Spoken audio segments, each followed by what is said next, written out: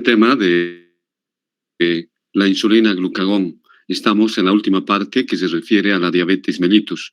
Entonces, reiterarles que hay dos tipos de diabetes. Una diabetes tipo 1, que es la diabetes insulino dependiente, tal como indica acá, y una diabetes tipo 2, llamada diabetes mellitus no insulino dependiente. La diabetes tipo 1 puede comenzar con tres manifestaciones: una hiperglicemia, el aumento de la utilización de las grasas con fines energéticos y la pérdida de proteínas orgánicas. Tal como les había mencionado, la glucemia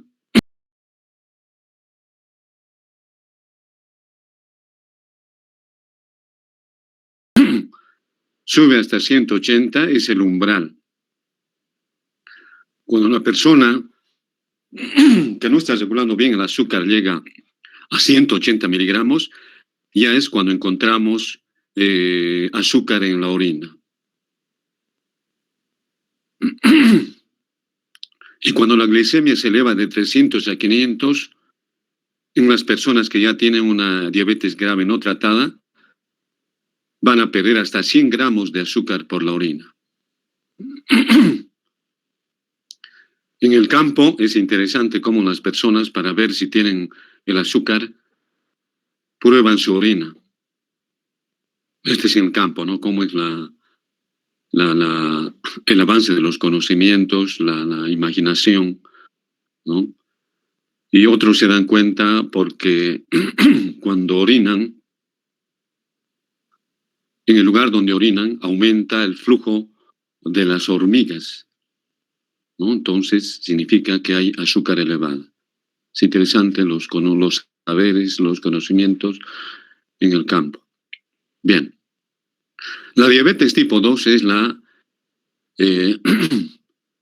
insulino no dependiente, o sea, no depende de la insulina básicamente. La diabetes tipo 1 se trata con insulina, son personas que están utilizando porque no produce absolutamente nada. En cambio, la diabetes tipo 2 disminuye la resistencia, ¿no? Hay una resistencia al efecto de la insulina. Están produciendo insulina, aunque a veces en menor cantidad, pero hay insulina. Pero esa insulina no puede actuar, no puede estimular a las células para que capten azúcar. Entonces hay una resistencia a la insulina. Vamos a ver que en la diabetes tipo 2, una de las características son la obesidad, el acúmulo de grasa abdominal, hay la resistencia a la insulina, hay la hiperglicemia en ayunas, hay alteraciones en el metabolismo de los lípidos y también puede haber hipertensión porque se va depositando grasa en diversos tejidos. Bien, la glucosa e insulina sanguíneas en ayunas. Vamos a ver acá la prueba de la tolerancia a la glucosa. Bien. Vamos a recapitular este aspecto que hemos mencionado. La cantidad de azúcar en la persona es de 80 a 90 miligramos por 100 ml. Eso es.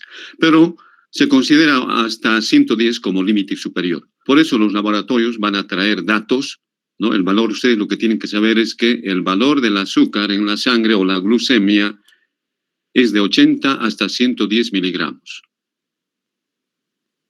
Todo valor de glucemia en ayunas superior a este indica diabetes mellitus o una resistencia a la acción de la insulina.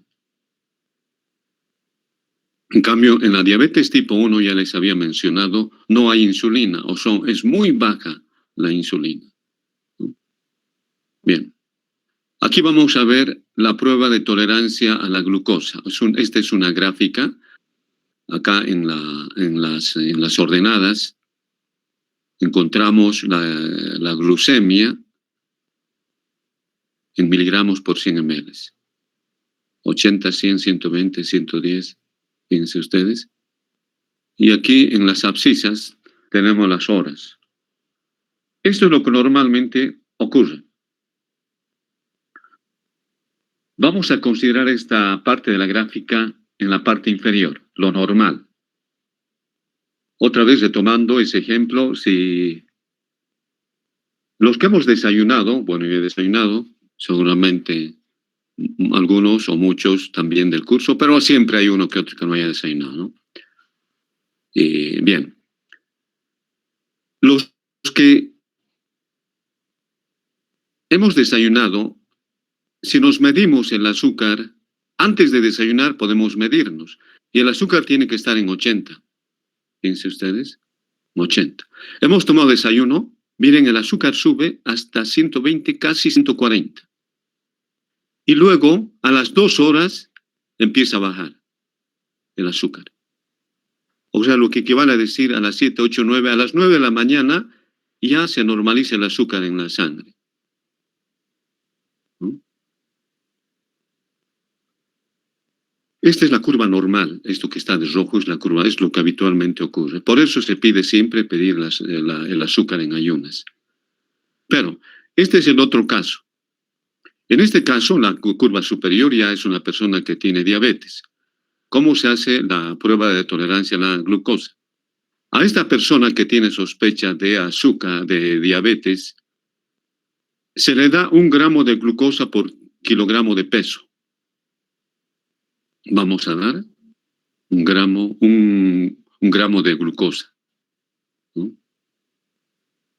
A esa persona que está en ayunas.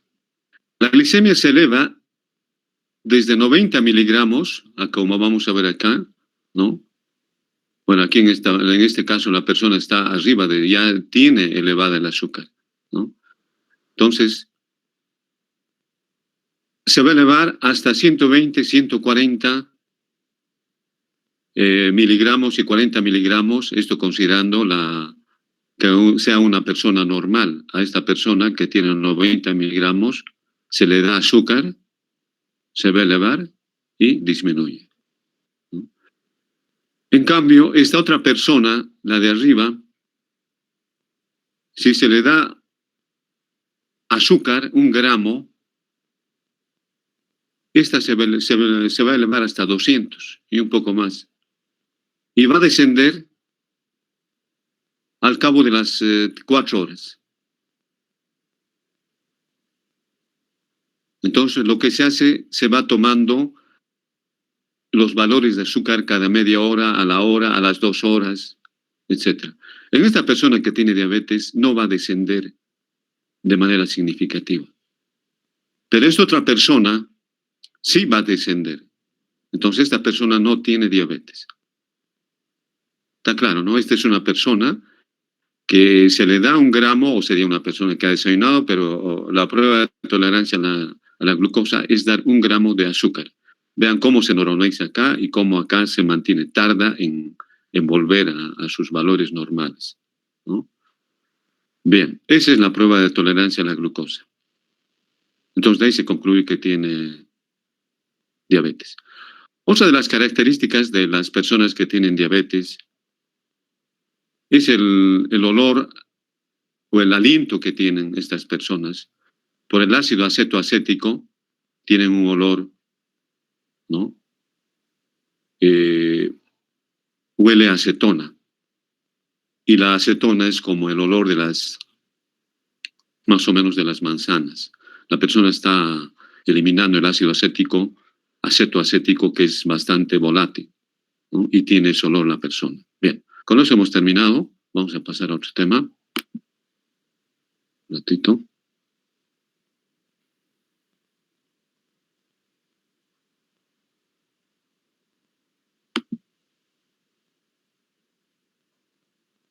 Un ratito, algo que quería mostrarles. Un ratito, por favor.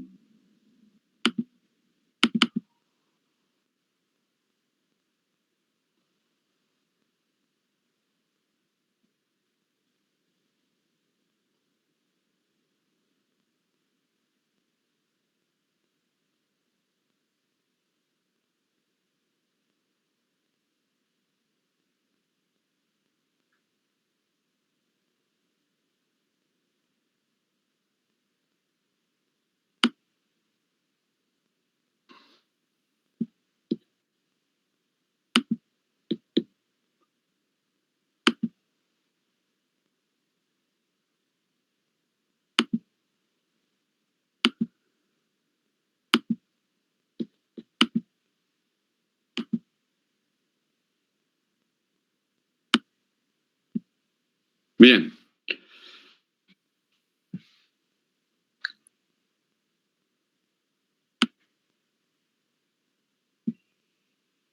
Bien, este es un cuadro de lo que les he ido mencionando. Acá arriba tenemos las hormonas. En las columnas, hormona del crecimiento, hormona tiroidea, glucocorticoides, insulina y glucagón. Y aquí en la parte de las filas tenemos hidratos de carbono, proteínas y grasas. Entonces, aquí vamos a ver la hormona del crecimiento, ¿qué hace sobre los hidratos de carbono? Disminuye la captación de glucosa, aumenta la producción hepática de glucosa, es todo lo que hemos hecho. Disminuye la captación de glucosa por el músculo y el tejido adiposo, aumenta la secreción de insulina, aumenta la glicemia. ¿No? Eso es lo que hace la hormona del crecimiento. ¿Qué hace la hormona del crecimiento en las proteínas? Aumenta la síntesis proteica, aumenta el transporte de aminoácidos, aumenta el anabolismo proteico, disminuye el catabolismo, ahorra las proteínas, ¿no? Está entre comillas. ¿Qué hace la hormona de crecimiento sobre las grasas? Moviliza los ácidos grasos, ¿no? Ya les he dicho que en la hormona de crecimiento se recurre a otra fuente energética. Va a transformar los ácidos grasos en acetilcoenzima para generar energía. Las hormonas tiroideas, ¿qué hace sobre los hidratos de carbono, sobre las proteínas, sobre las grasas? Y ya tienen una idea ustedes, ¿no? De lo que hace, no tiene sentido volver a repetir, pero sí va a tener sentido esta tablita cuando ustedes lo vean con calma y vayan tratando de comparar cada uno de las acciones. Esta es una pequeña ayuda a memoria, porque esto es lo que complica un poco, ¿no? Cuando en el examen se les pregunta eh, cuál es la hormona que ahorra grasas, cuál es la hormona ahorradora de grasas. ¿Cuál es la hormona ahorradora de proteínas? ¿Qué hace el glucagón? ¿Cuál produce gluconeogénesis? ¿No? ¿Quién inhibe la gluconeogenia? La insulina, ¿no? Hemos repasado esto, aquí está, inhibe la gluconeogenia. En cambio, el glucagón es el que te va a activar más bien la gluconeogenia porque va a formar más azúcar, ¿no? Aquí está el glucagón, gluconeogenia. Te produce glucogenólisis. Bien. Entonces, como les decía, no tiene sentido leer de nuevo toda esta tabla, pero tienen ustedes idea de cada uno de lo que hace. Pero sí, cuando se sienten a repasar, pues van a ir viendo, comparando. Es importante que vayan comparando cada uno de estos aspectos para poder ir memorizando. Y esta tablita voy a poner en el Classroom para que lo repasen. ¿Ya? ¿Han escuchado, no? Sí. Ya, esta es una ayuda a memoria que les va a aclarar algunas dudas, porque esta tabla tienen que saberlo muy bien, ¿no? Para saber diferenciar sus acciones. Después el resto de las funciones se añaden, ¿no? Y, por ejemplo, los glucocorticoides tienen funciones antiinflamatorias, genera policitemia, disminuye los eosinófilos, inhibe los linfocitos. Esos aspectos no están acá, ¿no? Pero sí está solo su acción sobre los hidratos de carbono, proteínas y grasas, ¿no? Bien. Esto lo voy a poner en el Classroom. Yo creo que les va a servir de algo. Vamos a continuar. Un ratito.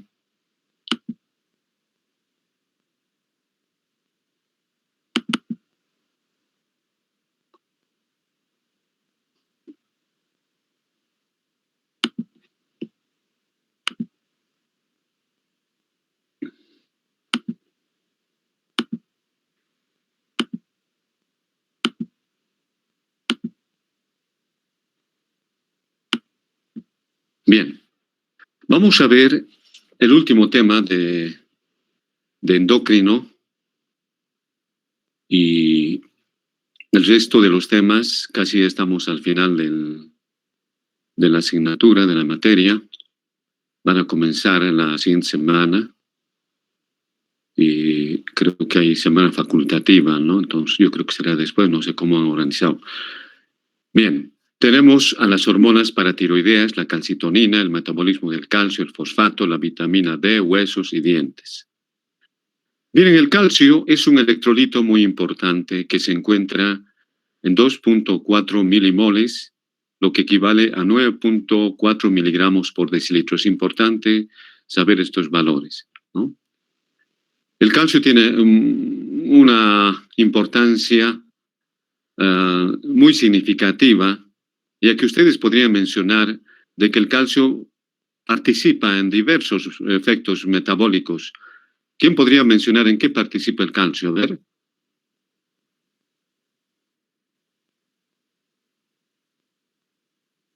¿En qué participa el calcio en nuestro cuerpo? Para la contracción muscular, doctor. Muy bien, participa fíjense, para la contracción muscular. Después, ¿para qué más participa? ¿Qué pasa si retiramos el calcio de la sangre?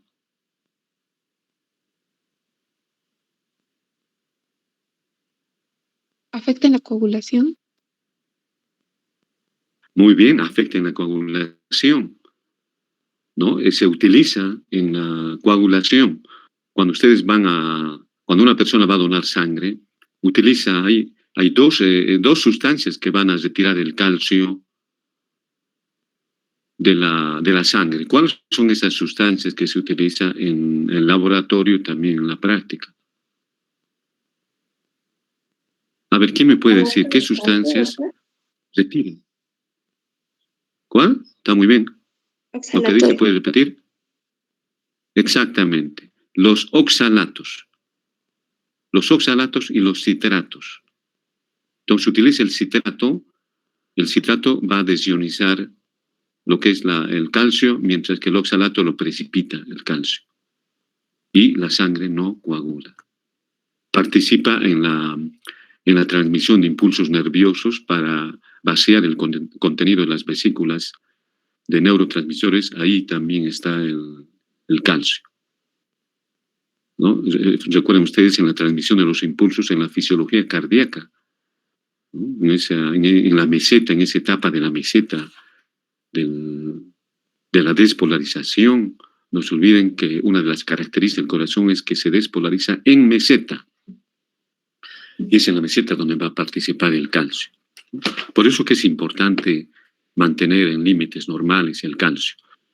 Bien, tenemos el calcio combinado con las proteínas en un 41%, en un 9% se encuentra unido a algunos aniones del plasma y puede fácilmente moverse, y un 50% está ionizado, ¿no? Es el calcio que se mueve a través de las células.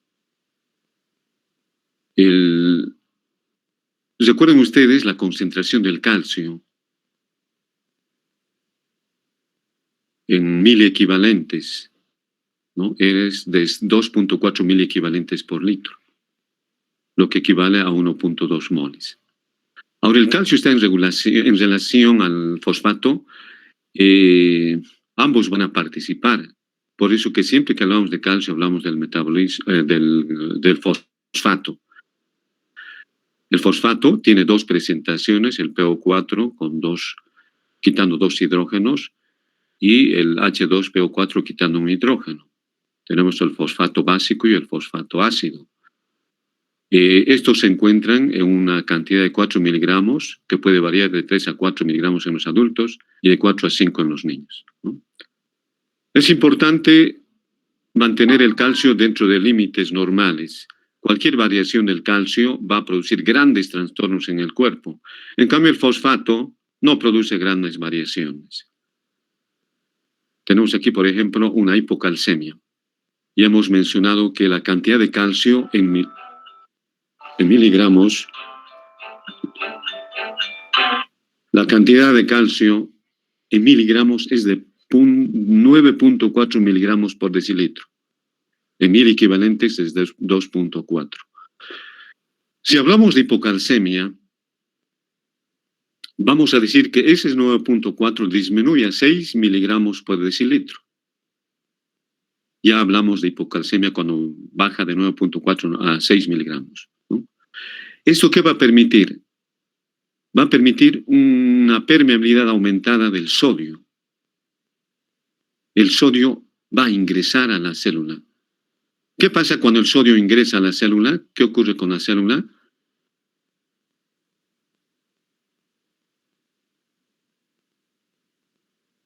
Pueden preguntarse en el examen, ¿qué ocurre en una célula cuando el sodio ingresa? Y esto es lo que hace la hipocalcemia. Exactamente, se despolariza, ¿no? Y al despolarizarse va a generar, la despolarización en el sistema nervioso va a generar excitación. Y puede llegar a las convulsiones. En el músculo puede generar tetania. Por eso tenemos el signo carpopedio. Hay una contractura del carpo, de los músculos que se encuentra en la región carpopedia. Y fíjense, si el calcio disminuye a 4 miligramos, es mortal. Por eso que es grave. En cambio, la hipercalcemia tiene efecto contrario. Debilita el sistema nervioso, ¿no? A nivel del corazón, el intervalo QT va a disminuir, hay estreñimiento porque no va a haber la despolarización del músculo, hay pérdida del apetito. ¿No? La concentración es 9.4. Entonces, para que sea hiper, debe subir de 12 a 12 miligramos. Y mucho más si sube a 15. Y cuando sube a 17, de 9.4, que es lo normal, a 17 ya es cuando aparecen calcificaciones en el cuerpo. En cambio, esto no acontece con el fosfato. Bien, la ingesta diaria de calcio a través de los diferentes alimentos es de 1000 miligramos. Esos 1000 miligramos está en 1 gramo de leche. Bueno, en realidad no todos tomamos en esa cantidad la leche, se puede tomar una parte. Sin embargo, otros alimentos tienen calcio, ¿no? Ahora, el calcio, recuerden ustedes que tiene 2 estados, monovalente y divalente. El calcio divalente tiene dificultades en su absorción, por eso que requiere de otras sustancias para su absorción. El calcio se va a secretar o se va a excretar por los riñones. En los riñones se excreta el calcio. Fíjense que el 10%, que equivale a 100 miligramos, considerando estos 1000 miligramos, ¿no? Su 10% va a ser 100 miligramos. Se va a eliminar en la orina. Y de estos, el 99% de calcio filtrado se reabsorbe. Y solo 100 miligramos se va a eliminar.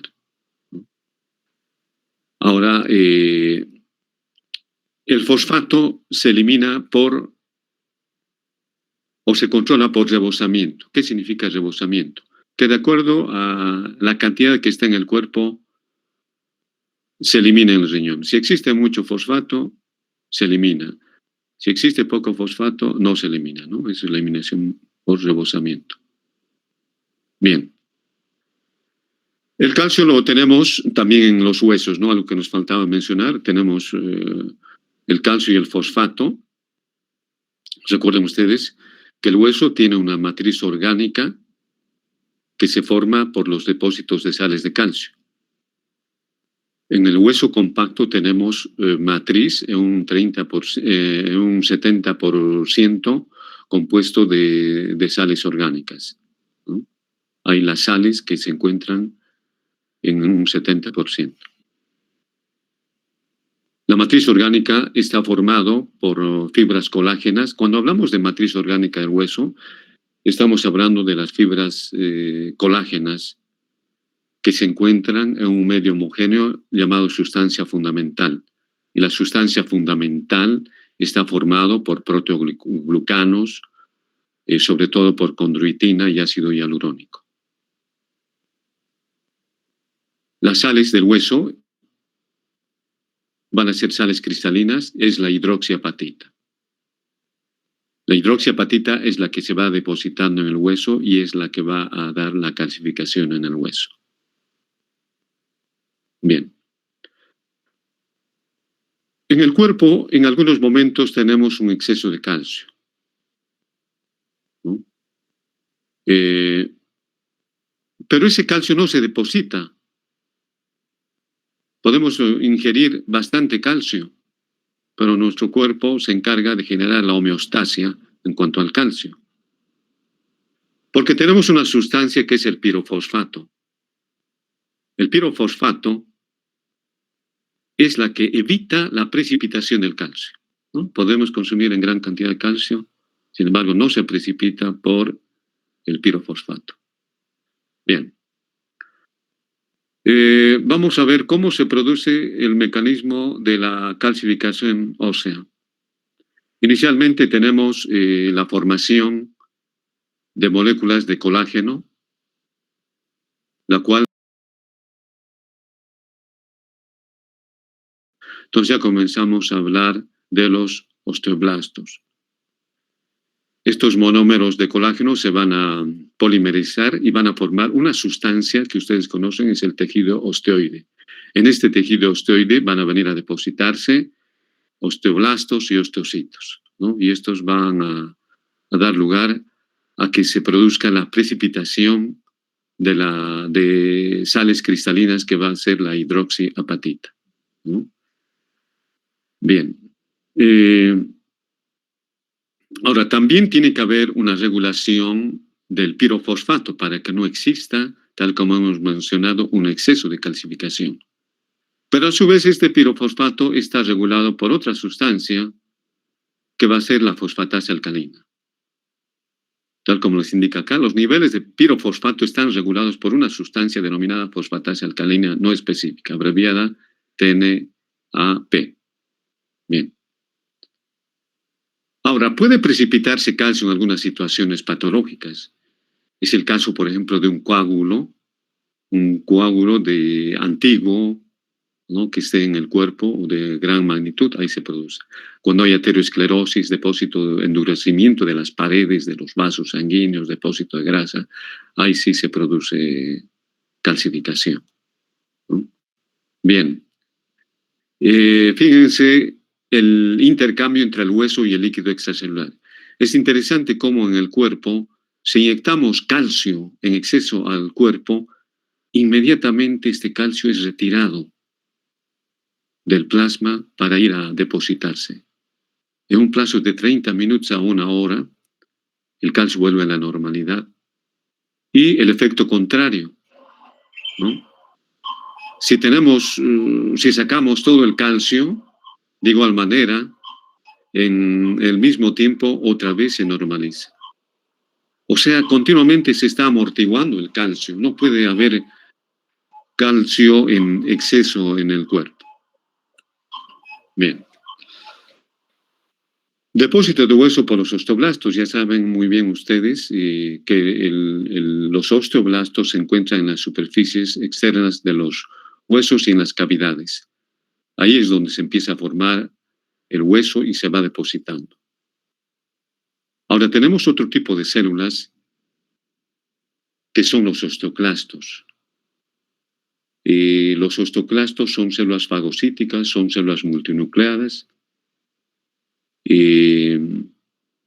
Estas van a destruir el hueso. No se olviden que los osteoclastos destruyen el hueso. ¿Y cómo destruyen? Van a destruir formando enzimas proteolíticas, porque la matriz orgánica que tiene el hueso debe destruirse, y ahí participan enzimas proteolíticas. Pero los cristales de hidroxiapatita también deben destruirse, y para eso tenemos el ácido cítrico y el ácido láctico que son liberadas, ¿no?, por las mitocondrias y las vesículas secretoras de los osteoclastos. Y estos son los que van a disolver prácticamente, ¿no? Y de esta manera se va a destruir. Ahora, los osteoblastos producen una sustancia llamada osteoprotegerina. Esta sustancia va a regular también los osteoclastos. No pueden estar destruyéndose de manera continua el tejido óseo. Entonces, la osteoprotegerina va a inhibir a la osteoclastogenia, ¿no? Entonces, eso lo hacen los osteoclastos, destruyen el hueso. Bien. Hay un equilibrio constante entre el depósito y la resorción ósea. Continuamente nuestro cuerpo está formando hueso nuevo. Va formando las paralillas, es decir, las laminillas concéntricas. ¿Recuerdan ustedes, no, cómo está estructurado el hueso en un adulto? Cuando ustedes ven en histología, a ver, ¿alguien recuerda qué ve en un tejido de histología en una persona adulta? ¿Cómo es el hueso? ¿Qué cosa encuentra?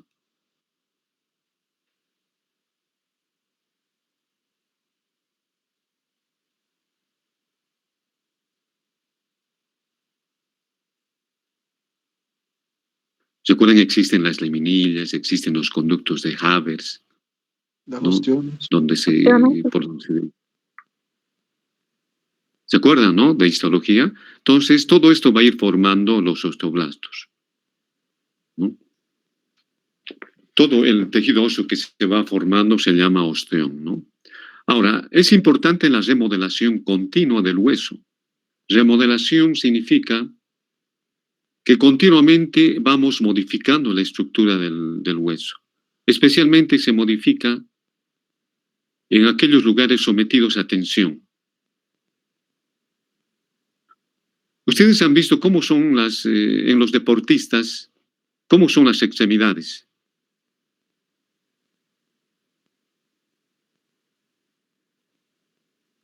A un futbolista, por ejemplo.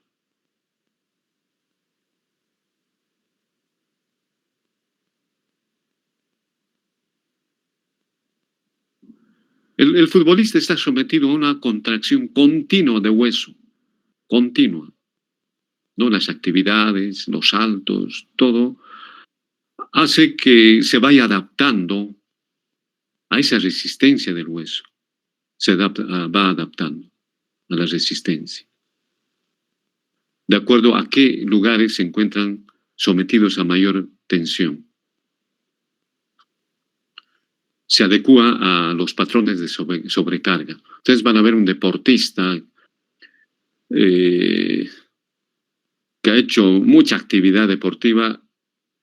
Las extremidades inferiores son como incurvadas, ¿no? Porque se va a distribuir la mayor formación de hueso de acuerdo a donde ha habido mayor tensión, ¿no? Entonces, lo mismo está hablando acá, ¿no? O sea, donde hay más sobrecarga, va a recibir mayor depósito de sustancia ósea. La reparación de las fracturas. Cuando se repara una fractura, cuando hay una fractura, en medio de esta fractura se va a formar lo que se llama el callo óseo. Se van a activar aquí los osteoblastos, tanto de la parte perióstica o intraósea. ¿No? Los osteoblastos van a comenzar a multiplicarse, a formar tejido óseo, a través de estimulantes que van a ser las osteoprogenitoras, que van a activar la formación del hueso, van a activar al periósteo para que vaya formando hueso. La vitamina D. La vitamina D es muy importante. A ver, ¿quién sabe algo de la vitamina D? Aquí nos habla de la piel, si ustedes ven, el hígado, el riñón, el epitelio. ¿Qué saben de la vitamina D?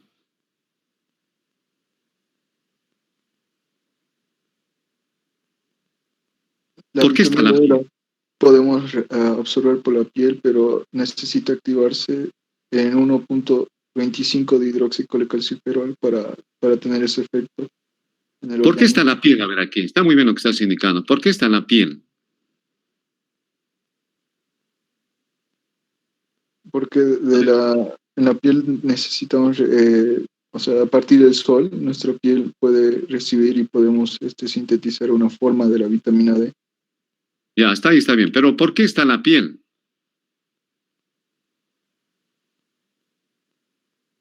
A ver, ¿quién sabe? No, lo que está indicando está bien, ¿no? La piel es la que comienza a formar la vitamina, la vitamina D3, ¿no? Que al final va a ser la más activa. La piel debe someterse a la radiación. ¿Cómo? Doctor, creo que porque la vitamina D es una vitamina liposoluble y por tanto está en el tejido adiposo, ¿no? Y por eso se necesita la radiación solar para poder activarse. La vitamina D está muy bien, es una vitamina liposoluble. Si hay problemas hepáticos, no se absorbe la vitamina D, se va a eliminar por en la esteatorrea, como vamos a ver después, está muy bien, es liposoluble. Es la radiación solar. Es importante la radiación solar. Eso va a activar la formación de la vitamina D. Nosotros no tenemos problema en nuestro medio. Nadie se preocupa de que tienes que exponerte a la radiación solar. De lo contrario, vas a tener deficiencia de vitamina D. Pero en otros países, en países escandinavos, por Noruega, etcétera, esos países nórdicos, el sol sale una vez al mes en ciertas estaciones del año y te dura media hora y un sol en penumbra. Entonces, ahí sí hay problemas. No hay la exposición a la radiación solar. Ahí sí tienen que utilizar vitaminas D.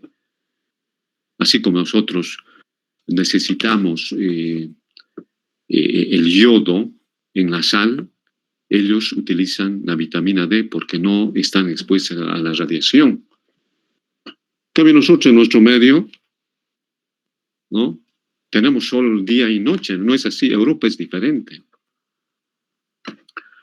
Es sumamente diferente. Yo he estado en Bélgica, allá hice yo neurología pediátrica. Ellos en este momento están entrando al invierno, ha pasado la primavera, ha comenzado en junio, julio, agosto. En esta época ya es todo nublado, no hay mucho sol, hace bastante frío, etcétera, ¿no? Entonces no hay mucho sol. En Bélgica le estoy hablando, ¿no? Y imagínense, en Noruega hay una etapa donde el sol sale, qué sé yo, el día dura horas, después todo es penumbra, es de noche, ¿no? Yo me acuerdo que en la época de junio, julio, agosto, a las 11, 12 de la noche, 11 de la noche, todo está con sol. El sol recién se está escondiendo. Y tú tienes que, si quieres dormir 10 de la noche, tienes que cerrar todas tus ventanas, de lo contrario sigue con sol, ¿no? Es diferente la estación. Hay mucha variación, ¿no? Bueno, seguramente muchos van a conocer muchos más lugares. Bien. Y a veces la especialidad, el buscar espacios, ¿no? Siempre te da opción. Yo hice neurocirugía en La Paz,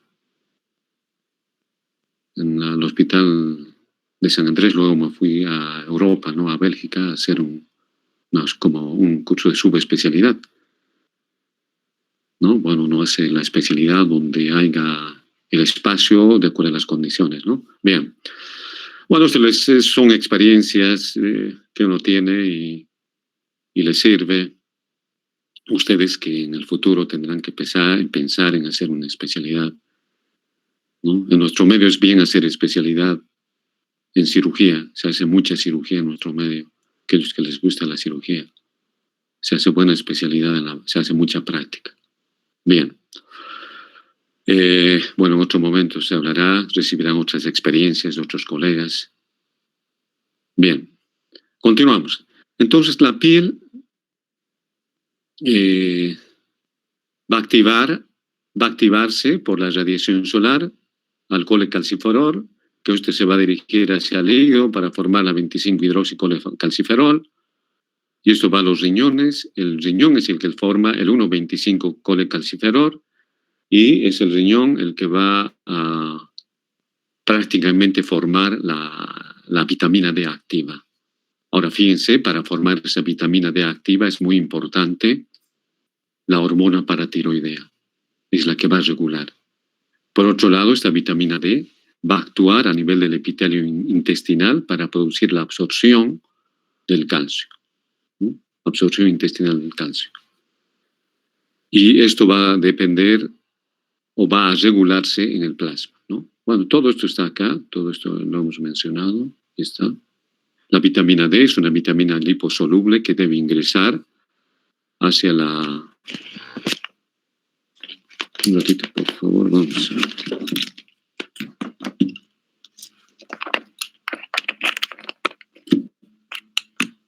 No. Hemos mencionado como la vitamina D participa en la absorción de calcio. Bien. La hormona paratiroidea. Las hormonas paratiroideas, como su nombre lo indica, se producen en las glándulas paratiroideas. Las glándulas paratiroideas, recuerden ustedes, están en los polos de la glándula tiroides. Son pequeñas glándulas de 6 milímetros de longitud por 3 milímetros de anchura y 1 a 2 milímetros. Por eso cuando se hacen cirugías de tiroides, a veces es difícil ubicar estas glándulas y de pronto puedes extirpar una glándula paratiroidea. Está formado por células llamadas las células principales. Esto es la que se encuentra en estas glándulas. Las hormonas paratiroideas primero se van a formar, como todas las hormonas, como preprohormona, luego pasa a prohormona.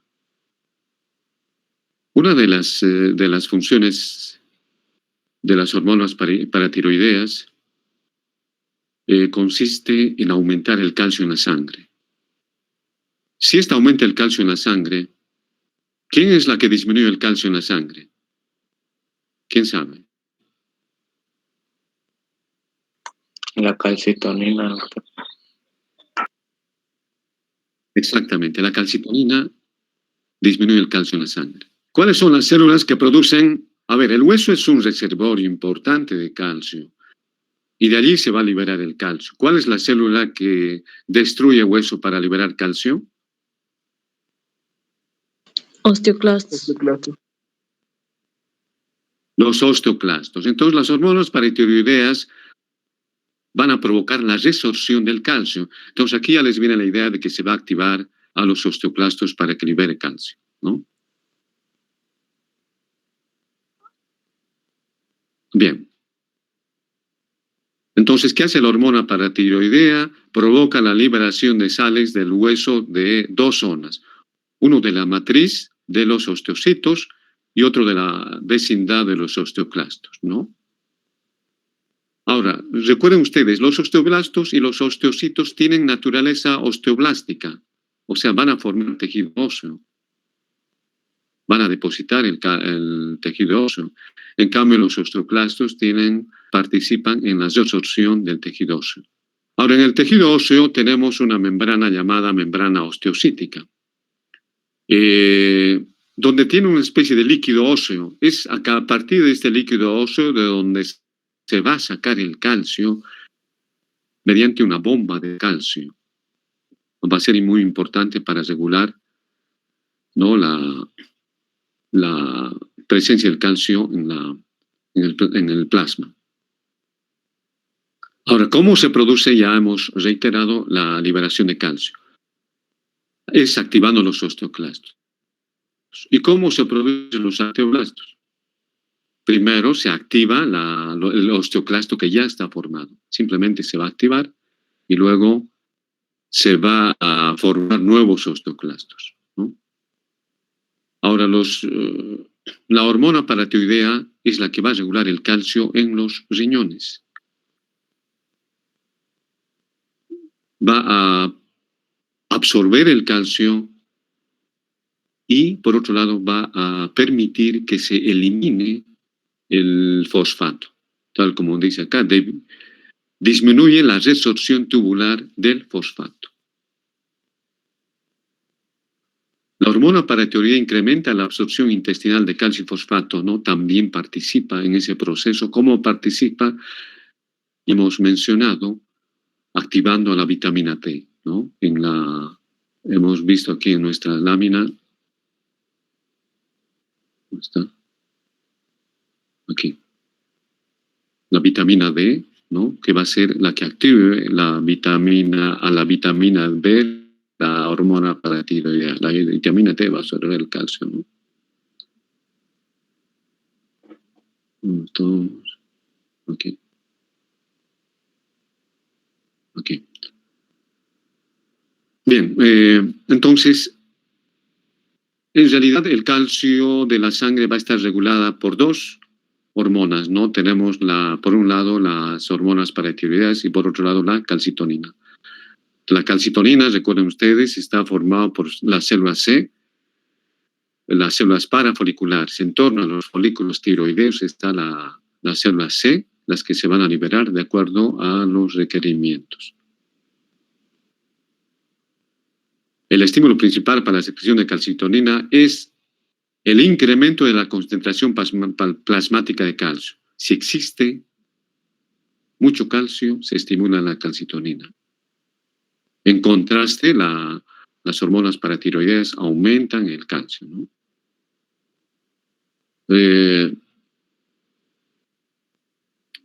La calcitonina, ¿cómo produce la reducción de calcio? Tiene que disminuir la capacidad absortiva de los osteoclastos. Recuerden ustedes que los osteoclastos, al actuar, liberan calcio. Entonces, lo que hace la calcitonina es evitar que los osteoclastos liberen calcio. Y por otro lado, van a disminuir la producción o la formación de osteoclastos. Bien. Otra vez hablamos de un efecto amortiguador. Es muy importante, la amortiguación significa, hemos visto en diversos momentos, hay los amortiguadores del pH en la sangre, aquí estamos hablando de los amortiguadores de calcio, es decir, es evitar que el calcio aumenta o disminuya, ¿no? En el hueso tenemos un calcio amorfo, del cual fácilmente sale el calcio. Sale o ingresa el calcio. Esa es una forma de amortiguar. Por otro lado, tenemos las mitocondrias, también van a tener esa función amortiguadora, tienen un calcio que es intercambiable, ¿no? Y por otro lado, tenemos otra línea de defensa, es la participación de la calcitonina y las glándulas paratiroides, no, las hormonas paratiroideas, o sea, si hay calcio, el hueso está regulando, las mitocondrias están regulando y regulan las hormonas que hemos mencionado. Y algunas patologías que vamos a ver. Hay un hiperparatiroidismo primario, es el que activa los osteoclastos y se libera calcio. El raquitismo es la carencia de vitamina D. Afecta sobre todo a los niños. Se debe a una deficiencia de vitamina D, también a una deficiencia de calcio, ¿no? Lo cual va a generar, si hay hipocalcemia, la tetania. Hay contractura muscular, no se olviden. La osteomalacia es el raquitismo del adulto, ¿no? Es en el adulto. El raquitismo es en los niños, pero la osteomalacia ya en los adultos, ¿no? Que es muy raro ver en los adultos. Y tenemos la osteoporosis. La osteoporosis es una disminución de la matriz orgánica, de la matriz ósea. Es una enfermedad muy frecuente en los adultos, sobre todo en enfermedades avanzadas. Es muy diferente la osteoporosis a la osteomalacia y el raquitismo, ¿no? Porque la osteomalacia y el raquitismo es consecuencia de una falta, ¿no?, de vitamina D y de calcio. Perdón, el raquitismo y la osteomalacia, reitero, es una deficiencia de calcio y de vitamina D. En cambio, la osteoporosis es una deficiencia de la matriz ósea. ¿Y quiénes forman la matriz ósea? Forman las proteínas, las fibras colágenas, ¿no? En las personas con osteoporosis hay una actividad osteoblástica disminuida. No se forma tejido osteoide, ¿no? ¿Y cuáles son las causas para una osteoporosis? La falta de tensión física. Es importante que la persona que de la tercera edad, una persona mayor, haga actividad, camine, haga alguna actividad. Esto activa la formación de tejido óseo. Por eso dice aquí la falta de tensión física sobre los huesos como consecuencia de la inactividad. Una persona que no hace inactividad entra en osteoporosis. La malnutrición. No hay proteínas. Recuerden que la matriz orgánica es lo que está alterada en la osteoporosis. Esta matriz ósea orgánica se forma por las proteínas, y si no hay alimentación en base a proteínas no se va a formar y hay osteoporosis. La falta de vitamina C. A ver, ¿quién puede hablarme de la vitamina C? ¿Qué recuerda? A ver.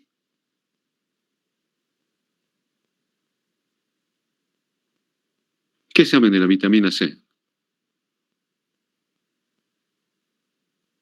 La vitamina C ayuda a formar las fibras colágenas, las proteínas. La vitamina C ayuda a que las células estén unidas de manera muy fuerte una con otra. Por eso se da en época de invierno, se dice, ¿no?, que es importante consumir la vitamina C, porque la vitamina C, a nivel de todo el epitelio respiratorio, hace que las células se unan más fuertemente porque va a formar las fibras colágenas, y esto da una resistencia a que penetren los virus. Esta es su forma de acción. Y van a ver que ustedes, todo paciente que ha sido operado, le dan vitamina C cuando hagan la práctica en los hospitales, porque la vitamina C ayuda a formar las proteínas, las fibras colágenas. Ese paciente que ha sido operado necesita proteínas para que cicatrice mejor, por eso le dan vitamina C. Entonces, si no hay vitamina C, no se forma la matriz orgánica y va a haber osteoporosis. Los estrógenos, de igual manera, van a generar osteoporosis. Una edad avanzada, ¿no?, puede generar osteoporosis porque está alterado el anabolismo en la persona, el anabolismo proteico. Es muy diferente esta falta de tensión física. Una persona que no ha ejercicio, así sea joven y esté en reposo, entra en osteoporosis. Esto se ve en los hospitales. Hay personas al margen de la edad que están en reposo, no tienen que moverse porque están con una lesión muy fuerte. El pie empieza a perder su diámetro, los huesos empiezan a adelgazarse, etc. Entonces es diferente acá a la edad avanzada, ¿no?, que también, por eso les decía, una persona en edad se ve también esta osteoporosis. El síndrome de Cushing. ¿Recuerdan ustedes el síndrome de Cushing? Los corticoides ayudan a formar, ¿no?, las proteínas.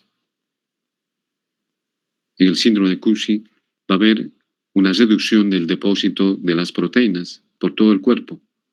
Hay el aumento del catabolismo proteico en exceso. Y esto va a generar también osteoporosis.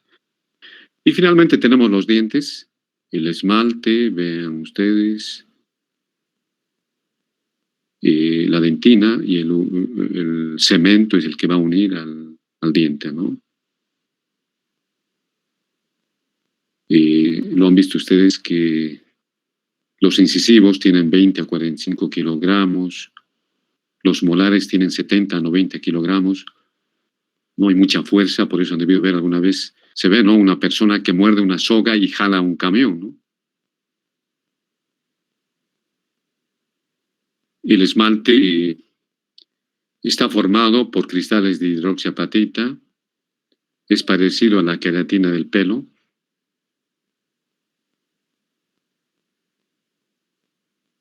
La dentina, la principal diferencia radica en relación al esmalte, a la organización, pues la dentina no contiene osteoblastos ni osteocitos, ¿no?, pero sí tiene los odontoblastos, los cuales van a depositar la dentina. Y el cemento, lo que le había indicado, es el que une la pulpa a la parte interna del diente, donde están el sistema nervioso, los vasos.